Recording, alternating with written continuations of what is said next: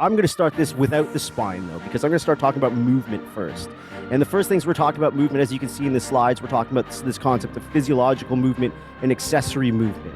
When we're talking, you can go camera on me, actually. That's all there's in the slide. When we're talking about when we're talking about movement, we have these two parts of movement. We have physiological movement, which is going to be voluntary movement of synovial joints that happen in the cardinal planes. Voluntary movement, synovial joints in the cardinal planes. So, for example, when we're talking about the planes of the body, we know we have our sagittal plane, which we can see in our slide. Our sagittal plane, which we can see in our slide, is going to cut the body into right and left sides, and therefore movements like flexion and extension are parallel to the sagittal plane. This is not anything new. This is more for your information. If you're ever reading something and it's talking about sagittal plane movement, and you're like, what the hell is sagittal plane movement? I can't picture what's going on. Those are movements that are parallel to the plane. So we're talking about flexion and extension. So it's flexion and extension of a GH, of an elbow, of a wrist, flexion and extension of spinal segments, and so on and so on and so on. We also have our frontal or coronal plane, which will cut the body into anterior and posterior. And again, if you're reading something that talks about frontal plane or coronal plane movements, we're saying that's going to cut the body anterior, posterior. So those movements are going to be parallel to that plane. So if you're looking at these peripheral joints, we're looking at things like abduction, adduction, radial ulnar deviation, those types of things. And when we're talking about spinal segments, we're looking at lateral flexion of the spine. We also have our horizontal or transverse plane, which we know is going to cut the body into superior and inferior. And again, if we're talking about movements that are parallel to that plane, when we're looking at other joints of the body, not necessarily the spine, we're talking about things like horizontal movements, like horizontal abduction and adduction of the GH, of the hip, internal external rotation of a shoulder, supination and pronation of a forearm, medial lateral tibial rotation. And then when it comes down to the spine, we're talking about rotational types of movements. So let's take a look at our next slide. With that, we also want to have the idea when we're looking, again, if you're reading something and it talks about something called degrees of freedom. Degrees of freedom is just simply the number of planes that a joint is going to move in, right? So for example, when we take a look at the shoulder joint, we have this flexion and extension movement, two movements, one plane, right? Those two movements happen in the sagittal plane. We have this abduction and adduction movement, two movements, one plane, that's in the frontal or the coronal plane. Then we have this horizontal abduction, adduction, internal, external rotation, these four movements, one plane. So by the time we go to that, this is going to have our 3 degrees of movement happening in these three cardinal planes. So if we go to the slides again, that'd be great. So we also have this other thing called accessory movement. Again, physiological movement, like we said, is going to be movement of synovial joints that happen in the cardinal planes. But the key thing here is the physiological movements are voluntary. I control those versus the accessory movements. These accessory movements, we'll go slide. The accessory movements are not voluntary movements. These are involuntary movements of other joints that happen during the physiological movement. You don't control these, but they're essential for that physiological movement to happen. And I'm going to start it by looking at the GH, because the GH is just simple and easy to see and easy to understand. Let's go camera 1 on that. So for example, this physiological range of motion of abduction, that's something I control. I can make that happen. I consciously make that happen. I decide I'm going to abduct my shoulder. Okay, well, that's the physiological movement that I can control, and that happens in that cardinal plane of the frontal, the coronal plane. But when this is happening, we also have a whole bunch of other things that are moving that are not voluntary. And they can be sometimes the hit and miss if the movement's problematic. So for example, when we abduct the shoulder, what do we have happening at the scapula? We have this upward rotation happening at the scapula. When we abduct the shoulder, again, that voluntary movement that we can create, that physiological movement, we also have this elevation of the lateral end of the clavicle coming from the SC joint.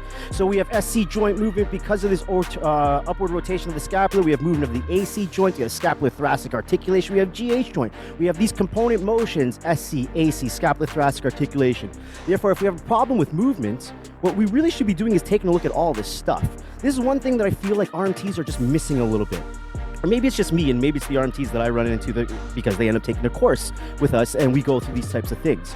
Range of motion is so huge. And I feel like most of the time when we're taught in school, we miss a lot of it. Because what are you taught when you're taught in school? Let's do active range of motion. Let's see you move a joint. Okay, what does your instructor say you're looking for? Okay, we're looking for the willingness for the patient to move. Okay, we're looking for if it's painful. Where's the pain located? Where does it stop? Where does it start? Does the movement feel smooth? Does the movement feel hitched? What does it feel like to the, and then the last bit is the degrees of movement. Does it fall within what would be considered a quote unquote normal range of motion? And if it doesn't, it's hypomobile. And if it's beyond that, it's hypermobile. Okay, those things are all valid and they're important. But I think there's a lot of things that we miss just as RMTs, and I just think it's the way we look at movement. I look at movement a little bit different because, again, I'm a kinesiologist. I came from, working a lot with athletics and things like that, and movement and fitness and all that kind of stuff. So I see movement different. And when I see someone move their GH, and first of all, I understand biopsychosocial. I get it. But at the end of the day, we still are part machine. We are machines, right? We function mechanically. We can't throw that out the window. That doesn't make sense to me. And then therefore, if we function mechanically, let's think of stuff mechanically as well. Like, let's not throw that away. There's still so much value in that. Think of it like this. And if we are functioning like machines, then think of it like this. When I have something wrong with my car, my brakes on my car, my braking system on my car, I take my car to the mechanic. My mechanic doesn't just willy-nilly take off my tires and change my brake pads. No, what do? They inspect my braking system for every component that's possible. And what do they do if they find something that's problematic? They repair it or they replace it. That's the idea. Well, we're not repairing or replacing, but I want the analysis to be like that. So in other words, and we'll stay with GH, and I'm even gonna leave out the neuro stuff for now. I'm just talking the mechanics. Look at this GH joint. When we have this GH joint and that person comes to you and they can't abduct beyond this 90 degrees, what's the first thing that you think? Well, the first thing I think is muscles, because again, I'm a kinesiology guy. I'm a former fitness guy, right? And I start thinking muscles first. So then I start thinking, what muscles here control this range of motion? What muscles produce this bad boy? And then I come up with the answer. My deltoids are the prime mover, because after I resolve the vector, I can figure out that the deltoids are going to be the prime mover here. And a little bit of supraspinatus that really sort of plays in the mix, but not really mechanically, but you get the idea. And therefore, if I have a problem with this GH abduction, then what is one of the possibilities for this thing stopping short? Could that be weakness of our major muscles that control that movement? Absolutely, right? So if I got a major problem with the strength of like my abductors, my deltoids, go in there and assess it. See if they come up short. See if they come up weak. And if they do, chances are that might be part of the problem. All right, what else am I going to look at? Well, when I abduct my shoulder like this, I'm going to keep coming back to these words because I want them to go in your head. This physiological range of motion, which is a voluntary movement that I consciously control. I've got also structures that are elongating. And again, I'm a kinesiology muscle guy, so I go muscles first. And I start to think, hey, what's going to lengthen there? And I've got stuff like my latissimus dorsi. I've got stuff like my teres major. I got stuff like my coracobrachialis. And I'm just showing off anatomy at this point. So I'll take that all back. But I can see that these guys are going to be elongating. If they have the inability to elongate, can it stop the movement short? Absolutely, 100%. So what can we do? Go in and do muscle length testing and see if that's a contributing factor. The other part of this is the component motion that we just described, the involuntary movement of these other joints. So during this GH abduction, if I have issues with the ability for the AC joint to produce in superior movement of the lateral end of the clavicle, then this movement can be problematic. If I have issues with the AC joint allowing for the superior slide of the acromion against the lateral of the clavicle, then that can create problems with the movement. And if I have issues with the scapula and its ability to upward rotate, that can cause problems with the movement.